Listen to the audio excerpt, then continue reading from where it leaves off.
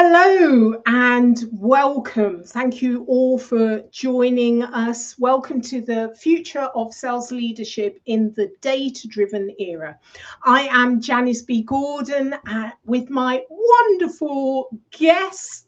Let me just bring this up to the screens. Hello there, Jeremy, my wonderful Dr. Jeremy Noad, and myself, Janice B Gordon, will be discussing the topic of today. So I'm absolutely delighted to introduce to one person for me that embodies sales leadership. Co-author of Selling Professionally, a guide to becoming a world-class sales executive. Dr. Jeremy Noad is the Global Director and Growth Productivity of Lind and has a long tenure of leadership roles in various roles. Now, Jeremy and I share the honor of being fellows of the Institute of Sales Professionals. Now, for the guests here today, we do want to hear from you. I know there's lots that will follow us on the recording, but please do post your comments here, and we will certainly make sure that you come up. Either I'll post your actual comments and we'll answer them here live on the stream. So make sure you do that. So let's get into the discussion here. Hello, Jeremy. Hello, Janice. Thank you for having me on. I do appreciate it. It's a big intro. I'll try and live up to it. You better. I've set the bar really high. I know. Okay, so Jeremy, there's one thing I'm particularly interested in, and that's the term data lake. Has been around for a while, and now we're talking about sales data ecosystem. So tell me more about that. So I think it's conceptually, I think the world changed a little bit in, what was it, October 2023, when ChatGPT suddenly appeared. And we saw a great number of, and some great innovation in terms of technology based on AI developing to fix certain things. But when we come at it from two different places, people have spent this time building data lakes, and data lakes, quite simply, a massive place of all your transactional data, possibly all the data you have inside your organization. And a lot of what they use it for is passive. It was looking back. It's what has happened and how we can pull, a view of our trading and maybe a little bit of a forecast from these things, and perhaps do other things with it. But in reality, we have our CRM, and in our CRM systems, plenty of them about, but the CRM systems, we have some insights around customer activities. We might be doing things around voice of the customer. How do we sort of introduce that? And so when we're thinking about this sort of data lake versus data ecosystem, we've got to get to a point of saying, what do we want this data for? Because data is becoming more and more important every day. I think we've sort of been saying this for sort of 10, 15 years about data being a brilliant resource. But a lot of it is sort of, we have a report, we have a dashboard, it tells us how we've done. And a little bit, maybe we have some pipeline, which we're highly confident with, might tell us what we might be expecting. But it doesn't sort of give us the insights. And the insights we're looking for as salespeople are the actionable insights. And so we've got to blend this sort of the transactional data that we have, the historical data in CRM, with the voice of the customer and any insights. And when we think about it and build on the sales tool ecosystem, and a lot of people are looking at this sort of information around marketing content, and we sort of have these tools available, and some very good ones about when to give content to the customer, tailoring that content, and even seeing what content's being read and how long and everything else like that. if you take a step back with that, generally speaking, that goes to the marketing team. How do we sort of let the salesperson know that this content is appropriate at this stage of the conversation? Is it something that resonates with the customer? How does that resonate with the customer? How do we bring that together with the transactional and the CRM activities and tasks to bring us to a place where we can sort of forecast and advise the salesperson on the next action they should take? Is it sort of broaden the stakeholders? Is it to understand some more, ask better questions? And so they're sort of having an ecosystem approach rather than just saying, yay, we've got a data lake. We need to sort of say, okay, we have multiple sources of data, and how can we, in this sort of modern AI instance we're at, make it more actionable, more qualitative, so we can serve our customers and our prospective customers better? I think it's interesting. It made me think of so many things when you were talking. And there's one thing in the way that we're catching up as humans with technology, but also technology is catching up with where we really want to be. Mm-hmm. It's not quite there yet. We're not quite integrated and connected. We've talked about alignment quite a lot previously in terms of aligning sales, marketing, customer success, or product. But actually, the technology will resolve a lot of the problems and the way that we're kind of wrestling what we're doing now. I was just reading about AI agent to AI agent, the integration where the agents will be doing a lot of that mundane task, but they will even initiate it, not just and complete it, so that there'll be a point where humans won't have to be involved at all because they're initiating and learning AI agent to AI agent across very different platforms. It's not integrated. We can't do that now. But it seems that much of our problem solving, we know it's going to be solved. It's just a matter of time. Yeah, it is just a matter of time. And I think the AI piece is interesting because most recently, you see a lot of these sorts of action person figures, images being created and things like that. And have you done yours, Jeremy? No, I haven't done mine. It's not my way. I still read books and things like that, Yeah.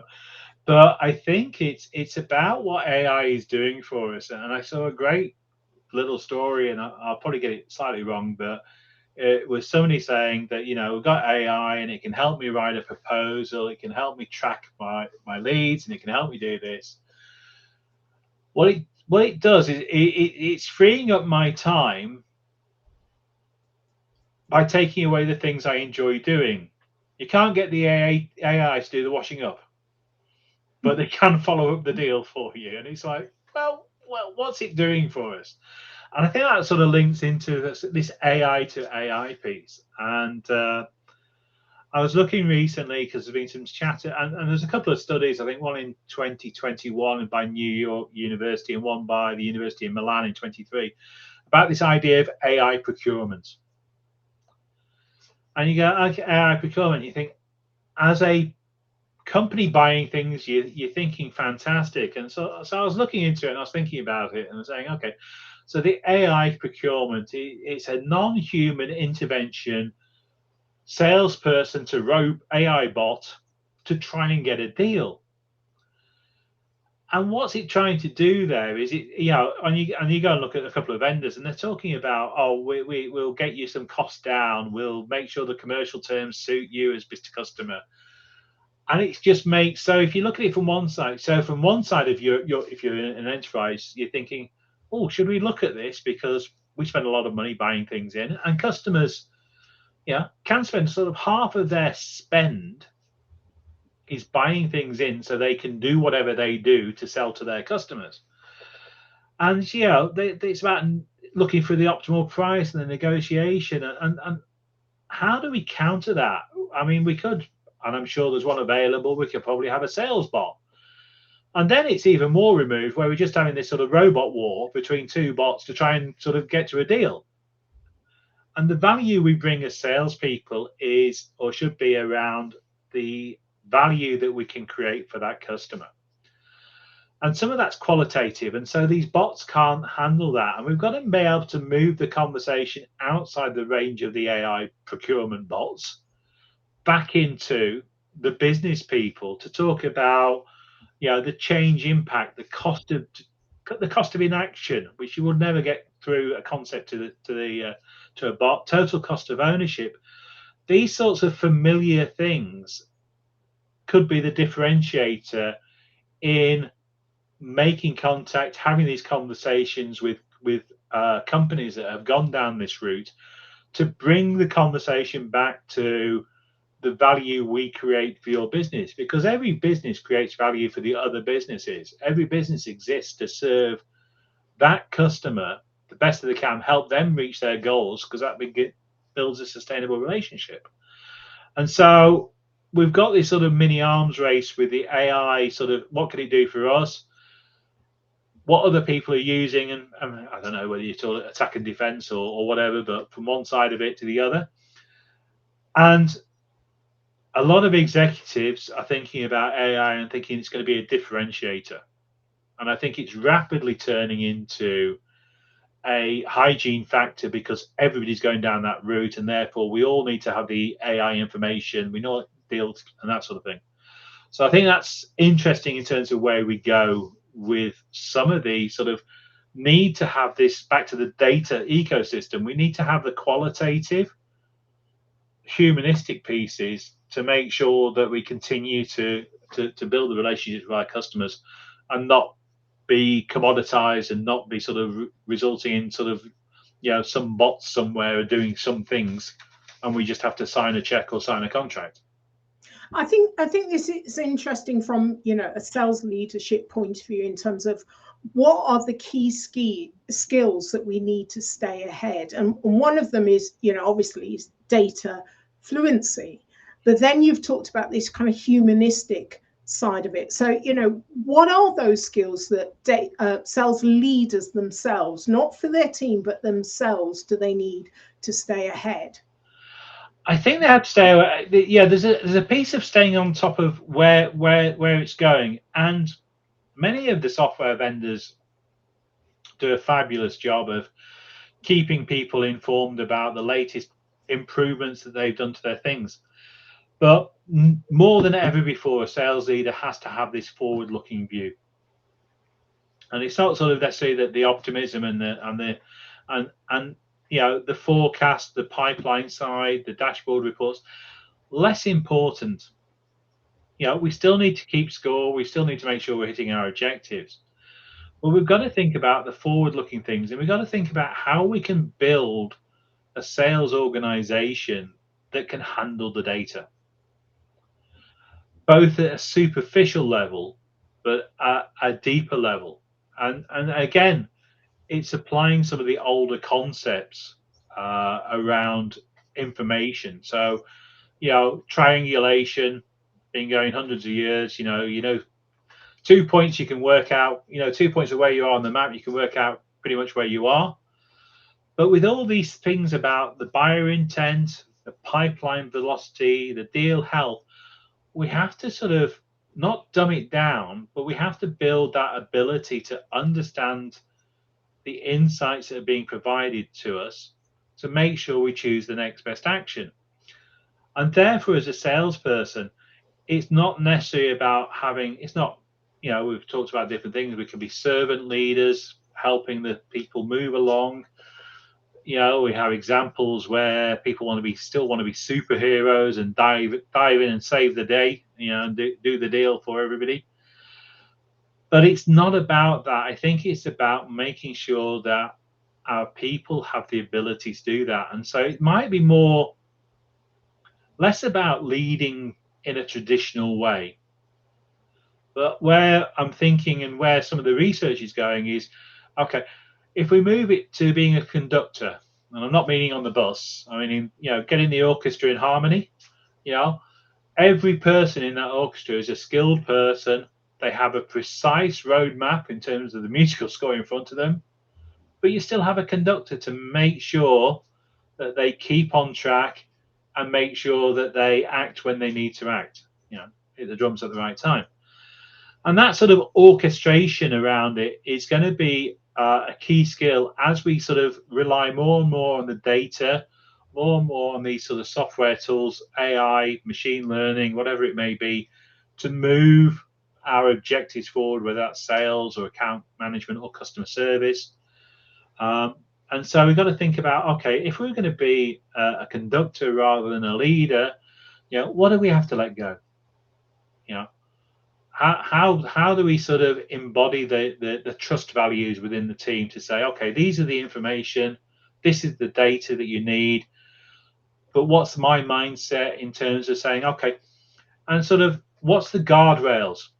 Okay, we're going to have a lot of information, a lot of insights, we're going to have a lot of automated, intelligent coaching through the deal, maybe not through the interface and the interaction, but through the deal. But therefore, what have we got to do to make sure that of all this information that we need to have, we're interpreting it correctly? And so it's the skills around data interpretation and linking that to the human side, so we're still relating to the problems we're trying to fix for the customer.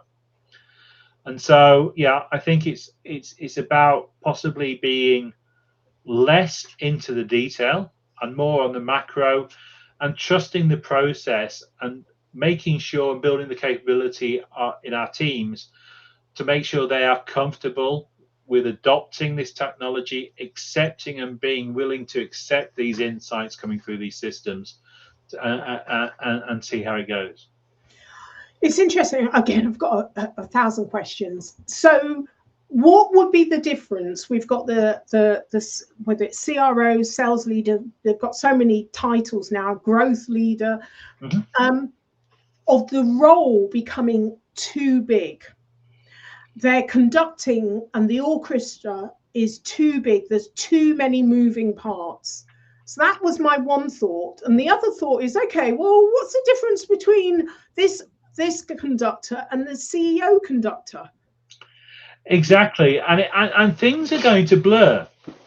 Now, does that mean that our span of control in terms of whether, in a sales leadership position, which covers all the ones you mentioned, because we're great at creating job titles and different roles and responsibilities. But yeah, is it back to, and we had a phase some time ago of chief commercial officers, all things to do with the customer. But it's about specializing still. I think there's still something in terms of building the competencies, knowledge, skills, and behavior around sales and that customer interaction. Now, we might become customer interaction directors rather than, the CID. I just made that one up, but that sounds bad. I'm sure that will be on the list. That'll be on the list soon. But it's the interaction. But we have to take a broader look, and obviously, in sales generally we live quarter to quarter, but we need to have a longer term view. And there is some overlap. There's going to be some blurring of lines. But I think this sort of transition period, next sort of 6-7 years, you're still going to have a specialism around sales. And I think you're still going to want these leaders of the function to have a good grounding of what the customers want, how we can serve that customer better, all sorts of technologies. But I do think there's going to be a future state where, the executive team in your organization might shrink because we don't need a C of this, a C of that, a C, excuse me, all these C-suite pieces, because we can do certain tasks automatically. But I do think another reason why I think it is going to continue, and we need to make sure we don't blur the lines between, I don't know, distribution, customer service, marketing, sales, and things like that, because they're specialists. And I think, we wrote this book, the ISP. It's about sales professionalism. We'd like to make sure that everybody's sort of accredited, they know what they're doing, because that helps us all in the end. And I think we still have this role as sales leaders to make sure that we're doing the right things. There's a lot of risk involved depending on what you're selling to whom, or should you be selling it at all? So there's lots of things we need to know in the sales. But I think the mission creep from saying, okay, well, the AI is doing the marketing now, therefore you can sort of keep an eye on that and that sort of thing, would be dilutive at this stage. I think we still need to move into it. So I think what we're doing is trying to conduct the functional group in the right direction and leave the CEO to direct the functional organization. So I think each part of an organization will get more effective, more efficient through using AI. That might be down to sort of all the things we're not interested in, which is, making sure the deliveries happen at the right place at the right time, and all those sorts of good things that have to happen for us to deliver our promise we've made as sales. But there's going to be AI there. There's going to be opportunities there. But what we also need to do in terms of this sort of back to the data ecosystem is think about the whole of the value chain that we're providing to the customer. So we sell something, we have to fulfill it, whether that's software or tangible products or services. We need as salespeople to understand what's happening in all those stages to make sure that our customers are getting served properly, which is going to help us in terms of customer retention, future sales, and etc. And I think the biggest one on the AI side that the silver bullet at this moment in time, I think, is on sort of upsell, cross-sell, white space analysis, all those sorts of things. They're the topics that sales leaders sort of talk about. So how can we make sure that we're serving our customers fully, looking for opportunities with our existing customer base? Those sorts of things the AI I think can help us with. But I think we need to be able to get that insight into the hands of the salespeople so they can have the conversation rather than the AI having the conversation. And so building up the skill set around accepting, and that's going to be a massive change management thing. I've been doing this quite some time. Others have. We have this sort of instinctive or intrinsic knowledge built over time about what's right and how things will work, and we've got to let go of that. As a sales leader, as a salesperson, we've got to let go a little bit to get the AI and the machine learning and all this insights into our hearts, so we can take it forward. So I think with anything new, there's always an element of resistance, and I think the longer the tenure, not always the case, because it depends on whether you more of a fixed or growth mindset. But there's always going to be a certain element of resistance and a fear that too much is going to change. We've got to be cautious and very much protecting your own kind of like knowledge area. But I'm still kind of going back to, is this role getting too big, too much to manage? Because I feel there's almost two different mindsets. There's all of the data fluency and knowledge, and there's so much more data that you've got to not only be able to enable yourself with and your role, but also your team as well. Yeah. But the human aspect is almost becoming more important, not less important, and that's very different, sides of the brain, isn't it? Yeah, it's different sides of the brain, and the concept. They obviously call it the span of control. What's a good number to have in a sales team and per manager, and then up the hierarchy depending on how big your organization is. And effectively, the finance directors might think, oh, we could move it to 10 instead of 6. And I can't say what's a good number for each individual industry. There's plenty of studies about it, and all these sorts of years of academic studies basically all come back to it depends. So not too helpful. But in an ideal world, I would see no change in the salespeople to sales leader ratios. Because we have to do the data side of it, because we have to do the triangulation, and we have to make sure that we're moving more. We're definitely not moving towards 2001: Space Odyssey. sort of AI. We don't want them that go down blindly following what's being said. So I think that the ratio would be staying the same. There will be pressure to say, oh, okay, well, all this automation, we should be able to, and the fact we have Zoom and Teams and video things, we should have capacity to lead bigger teams. And I'd say what we want to do is lead teams better. Focus on the humanity side of it. Focus on the soft skills, making sure that everybody is confident with the data. Because if they're confident with the data, they can be confident with their customers and prospects. If they're not, then it's like, again, another sketch. I can't remember what it is, but computer says no. We won't go and pursue that opportunity because the computer says no. Whereas, no, we need to say that, if you say we've got a relationship between the sales leader and the salesperson, it's now become a threesome. It's the salesperson, the sales leader, and the data. And we both have to have that common knowledge around the data. The data is, and how we use that data and the tools we use to extract the insights and the actions is the third person in the relationship. It's the third person in the relationship between the sales leader and the salesperson. It's the third person in the relationship between the salesperson and the customer. And I think we've got to accept, might be a bad analogy, but that sort of analogy to say, actually, this is how we need to go forward.